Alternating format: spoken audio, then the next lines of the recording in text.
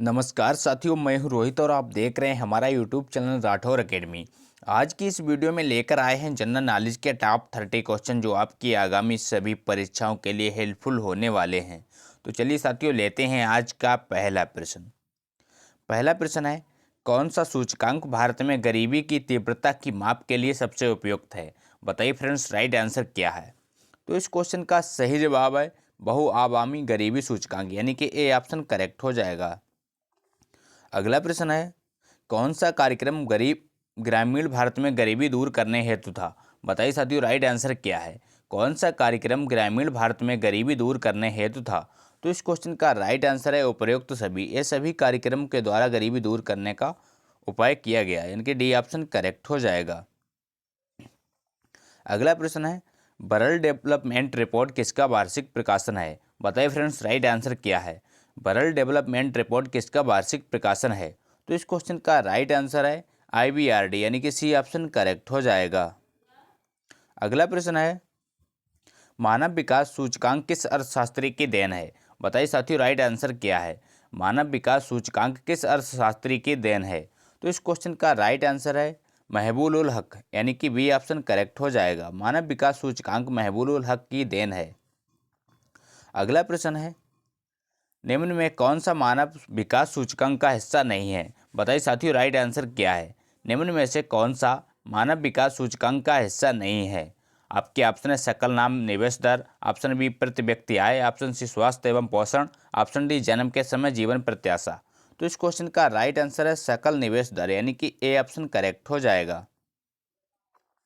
अगला प्रश्न है, मानव विकास सूचकांक ह्यूमन डेवलपमेंट इंडेक्स का आधार क्या है? बताइए साथियों, राइट आंसर क्या है? मानव विकास सूचकांक यानी कि ह्यूमन डेवलपमेंट इंडेक्स का आधार क्या है? तो इस क्वेश्चन का राइट आंसर है स्वास्थ्य शिक्षा जीवन स्तर, यानी कि डी ऑप्शन करेक्ट हो जाएगा, स्वास्थ्य शिक्षा जीवन स्तर। अगला प्रश्न है, राज्य स्तरीय मानव विकास रिपोर्ट जारी करने वाला प्रथम राज्य कौन सा है? बताइए साथियों, राइट आंसर क्या है? राज्य स्तरीय मानव विकास रिपोर्ट जारी करने वाला प्रथम राज्य मध्य प्रदेश बना है, यानी कि बी ऑप्शन करेक्ट हो जाएगा।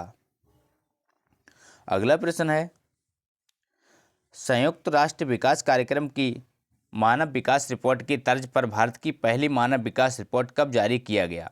बताइए साथियों, राइट आंसर क्या है? तो इस क्वेश्चन का राइट आंसर है अप्रैल 2002, यानी कि डी ऑप्शन करेक्ट हो जाएगा, अप्रैल 2002 में जारी किया गया था। अगला प्रश्न है, UNDP की मानव विकास रिपोर्ट में भारत को किस श्रेणी में रखा गया? बताइए फ्रेंड्स, राइट आंसर क्या है? UNDP की मानव विकास रिपोर्ट में भारत को किस श्रेणी में रखा गया था? तो इस क्वेश्चन का राइट आंसर है मध्यम मानव विकास श्रेणी, यानी कि बी ऑप्शन करेक्ट हो जाएगा। अगला प्रश्न है, शैक्षिक विकास सूचकांक के अनुसार भारत के 4 उच्चतम न्यायालय स्थान वाले राज्य हैं। बताइए फ्रेंड्स, राइट आंसर क्या है? शैक्षिक विकास सूचकांक के अनुसार भारत के 4 उच्चतम स्थान वाले राज्य कौन से हैं? तो इस क्वेश्चन का राइट आंसर है केरल, तमिलनाडु, पंजाब, दिल्ली, यानी कि सी ऑप्शन करेक्ट हो जाएगा। अगला प्रश्न है, बंद अर्थव्यवस्था से आप क्या समझते हैं? बताइए साथियों, राइट आंसर क्या है? बंद अर्थव्यवस्था से आप क्या समझते हैं? तो इस क्वेश्चन का राइट आंसर है आयात निर्यात बंद, यानी कि ए ऑप्शन करेक्ट हो जाएगा। अगला प्रश्न है, भारत के किस राज्य में गरीबों का प्रतिशत सबसे अधिक है? बताइए साथियों, राइट आंसर क्या है? भारत के किस राज्य में गरीबों का प्रतिशत सबसे अधिक है? आपके ऑप्शन है Jharkhand, option B Chhattisgarh, option C Bihar, option D Orissa. तो इस क्वेश्चन का राइट आंसर है उड़ीसा, यानी कि डी ऑप्शन करेक्ट हो जाएगा। अगला प्रश्न है, भारत में निर्धनता के स्तर का आकलन किया जाता है। बताइए साथियों, राइट आंसर क्या है? भारत में निर्धनता के स्तर का आकलन किया जाता है।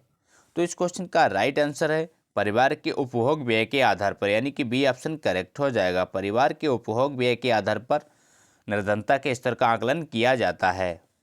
अगला प्रश्न है, किस अर्थव्यवस्था में क्षेत्रों में सार्वजनिक और निजी में किस आधार पर वर्गीकृत किया जाता है? बताइए फ्रेंड्स, राइट आंसर क्या है? किसी अर्थव्यवस्था में क्षेत्रों को सार्वजनिक और निजी में किस आधार पर वर्गीकृत किया जाता है? तो इस क्वेश्चन का राइट आंसर है उद्यमों का स्वामित्व, यानी कि बी ऑप्शन करेक्ट हो जाएगा। अगला प्रश्न है, मानव सूचकांक किसने बनाया था? बताइए साथियों, राइट आंसर क्या है? मानव सूचकांक किसने बनाया था? तो इस क्वेश्चन का राइट आंसर है यूएनडीपी, यानी कि ए ऑप्शन करेक्ट हो जाएगा। यूएनडीपी के द्वारा मानव सूचकांक का बनाया गया था।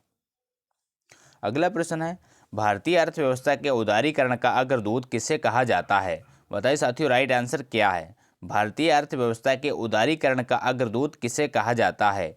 आपके ऑप्शन है doctor Manmohan Singh, option B PV Narasimha Rao, option C P Chidambaram, option D doctor Bimal Jalan. तो इस क्वेश्चन का राइट आंसर है डॉक्टर मनमोहन सिंह, यानी कि ए ऑप्शन करेक्ट हो जाएगा। अगला प्रश्न है, निम्न में से कौन सा मानव विकास सूचकांक में शामिल नहीं है? बताइए साथियों, राइट आंसर क्या है? निम्न में से कौन सा मानव विकास सूचकांक में शामिल नहीं है? तो इस क्वेश्चन का राइट आंसर है सामाजिक असमानता, यानी कि बी ऑप्शन करेक्ट हो जाएगा। सामाजिक असमानता मानव विकास सूचकांक में शामिल नहीं है। अगला प्रश्न है, भारत की खोज किसने की थी? बताइए फ्रेंड्स, राइट आंसर क्या है? भारत की खोज किसने की थी? मोस्ट इंपॉर्टेंट क्वेश्चन है। तो इस क्वेश्चन का राइट आंसर है वास्को डी गामा, यानी कि बी ऑप्शन करेक्ट हो जाएगा। भारत की खोज वास्को डी गामा ने की थी।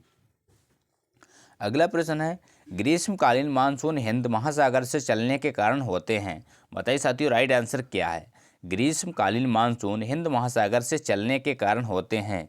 तो इस क्वेश्चन का राइट आंसर है शीत व शुष्क, यानी कि ए ऑप्शन करेक्ट हो जाएगा।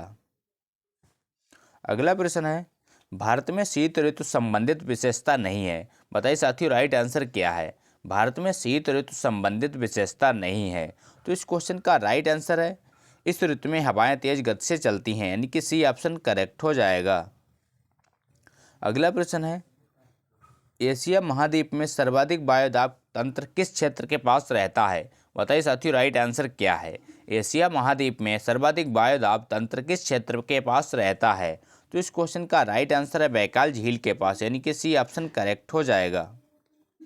अगला प्रश्न है, शीत ऋतु में पवनें मैदानी भाग को पार करने के बाद यह पवनें किस दिशा से चलने लगती हैं? बताइए साथियों, राइट आंसर क्या है?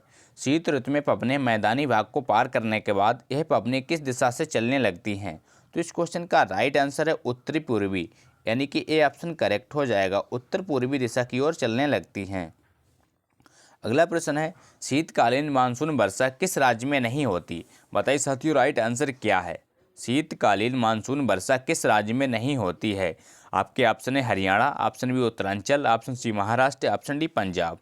तो इस क्वेश्चन का राइट आंसर है महाराष्ट्र, यानी कि सी ऑप्शन करेक्ट हो जाएगा। अगला प्रश्न है, शीतकालीन वर्षा का अधिकतम भाग किस राज्य को प्राप्त होता है? बताइए साथियों, राइट आंसर। शीतकालीन वर्षा का अधिकतम भाग किस राज्य को प्राप्त होता है? आपके ऑप्शन है Haryana, option B Tamil Nadu, option C Himachal Pradesh, option D Punjab. तो इस क्वेश्चन का राइट आंसर है तमिलनाडु, यानी कि बी ऑप्शन करेक्ट हो जाएगा। अगला प्रश्न है, आकाश का रंग पीला किस ऋतु में दिखाई देता है? बताइए साथियों, राइट आंसर क्या है? आकाश का रंग पीला किस ऋतु में दिखाई देता है? तो इस क्वेश्चन का राइट आंसर है वर्षा ऋतु, ग्रीष्म ऋतु और शीत ऋतु, इन तीनों में पीला दिखाई देता है, यानी कि डी ऑप्शन करेक्ट हो जाएगा। अगला प्रश्न है, भारत में कुल वर्षा का कितने प्रतिशत भाग दक्षिण पश्चिमी मानसून से प्राप्त होता है? बताइए साथियों, राइट आंसर क्या है? भारत में कुल वर्षा का कितने प्रतिशत भाग दक्षिण पश्चिमी मानसून से प्राप्त होता है?